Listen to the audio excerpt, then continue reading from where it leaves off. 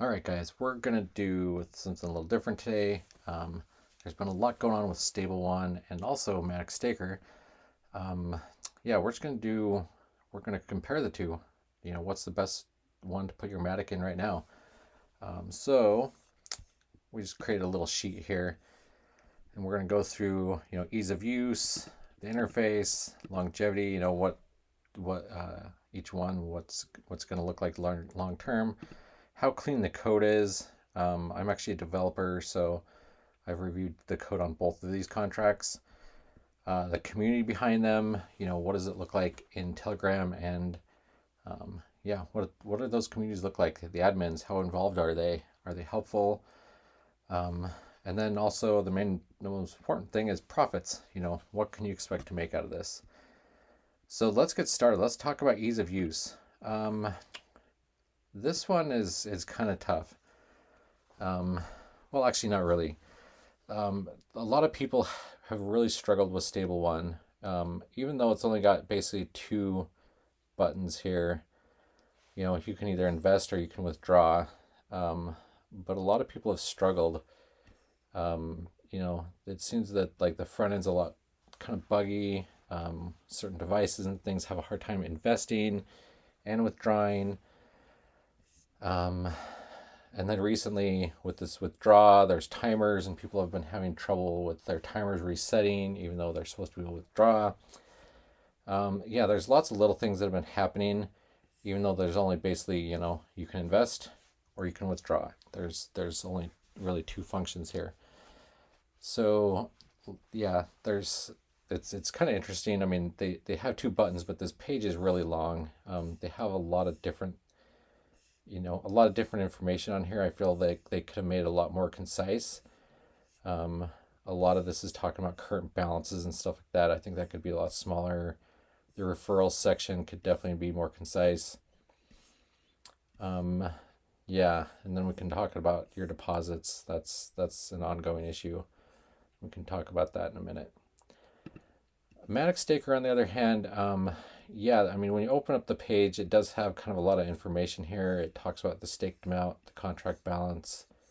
It'll even show you what's in your wallet at the time once you're connected. And the rest is basically just investment information.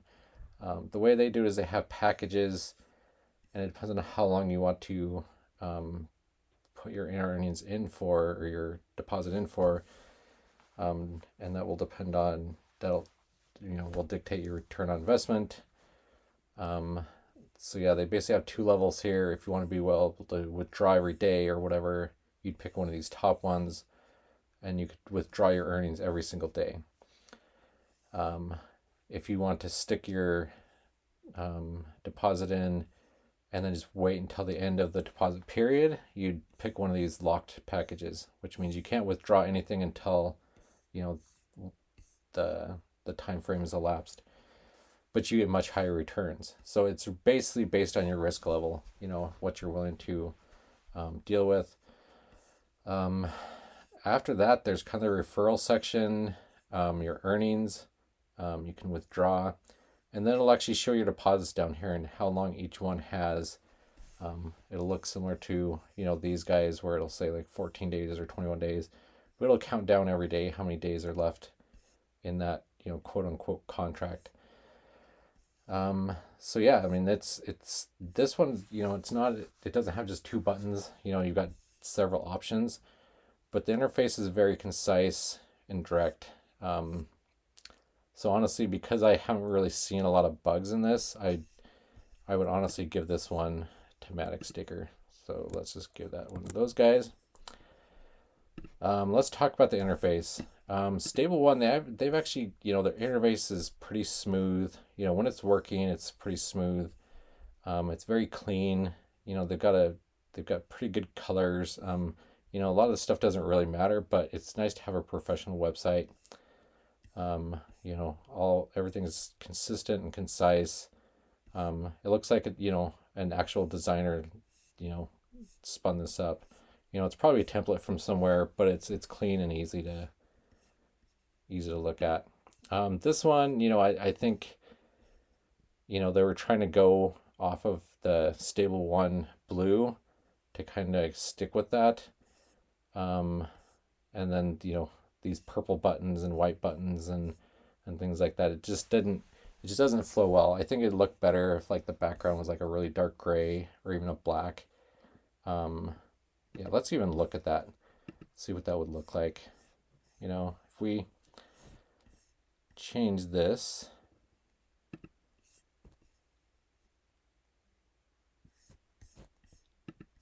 let me see if I can change the background color just so you guys can see what it looks like. I mean, it's not a big deal, but small things can go a long ways. Something like this I think would look a lot better. The black background. It's just a little cleaner. You could even leave that top blue if you wanted to, just to kind of stick things up there. So yeah, interface, I'd have to give this one a stable one. They've got a pretty clean interface. All right, longevity. This one's tough. Mainly because the problems going on with stable one, I think, are going to hurt their longevity. Even though they have, large reinvestment protocols in place. So when you withdraw here, you get a 21% bonus. I mean, they say bonus, but it's got to come from somewhere. It comes from the contract balance, obviously, and gets stuck back in, so it doesn't really do anything. But when you withdraw, 25% of your withdrawal goes back into an investment, which is basically back into the contract balance. So that's quite a bit. 25% every withdraw. It's gonna drag things out a little bit longer. Matic Staker, on the other hand, I'm not sure how long it would last on its current implementation because of its current tax is like 10%, and that goes back into the contract balance. But it's not something that's going to go back into your investment. It just goes back right into the balance to be basically harvested by somebody else. But that's kind of how these ROI dApps work. These, people call them Ponzi schemes. I mean, they basically are, with some longevity mechanisms built in place.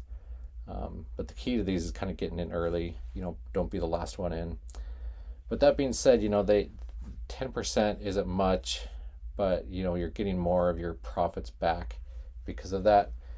But that's going to affect the longevity in the long term. The one thing that they do have going on is they have the MSK token, which they're going to tie into this somehow. It's going to be launched in another month and a half or so. And when that drops, if you're staked in one of these lock packages, you're going to get an airdrop of those tokens. And some of these, especially if you're in the platinum one, it's pretty generous, like a 1-to-1 airdrop of their token. And they say it's going to be deflationary, but I guess we'll see how that looks. Just a lot of things in crypto, you kind of have to wait and see. You're doing investment and hoping for the best.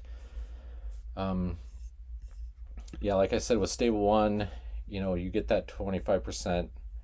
It's basically a reinvestment, which goes back into the contract. It helps you earn more in the long term. But because of what's been going on, I'm not sure how much that's going to really help. However, yeah, I'm not sure.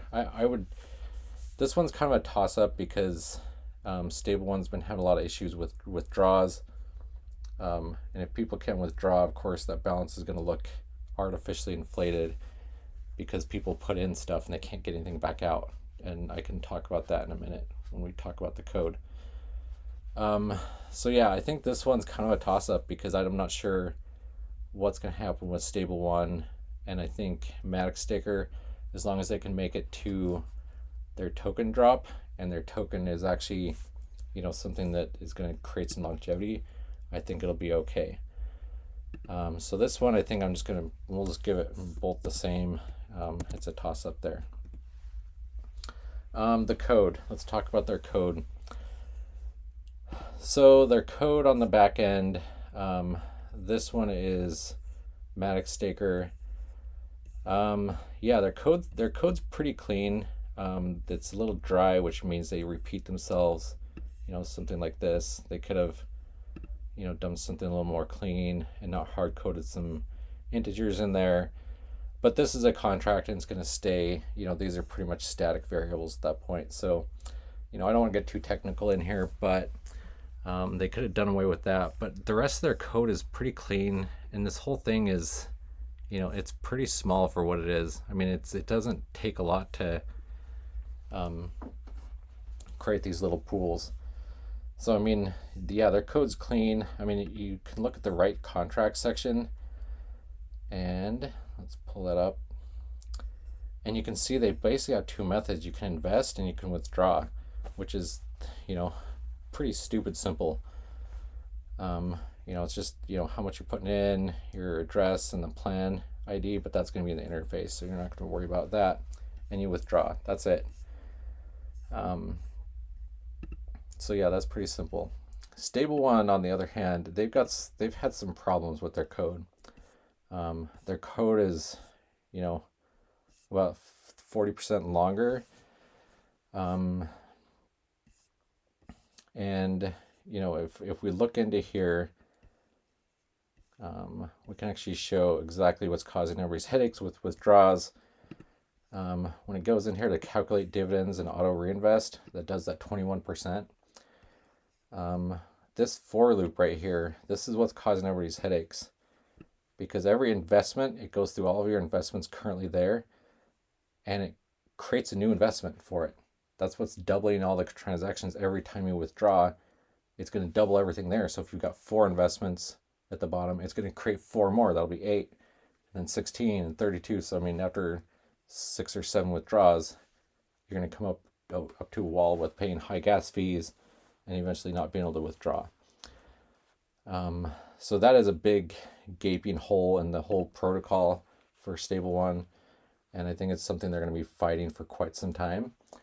I'm not sure if this is going to, eventually bring them down, but that's what's causing the issues around them, is this code between 324 and 365. That's kind of what's causing everybody's problems. So, I mean, if it's pretty simple. I mean, Matic Staker has much simpler code. It's cleaner. It's much more bug-free. It's good. Community. Yeah, I'm not sure. When you get into Stable One's community, the admins are there, and they're there a lot.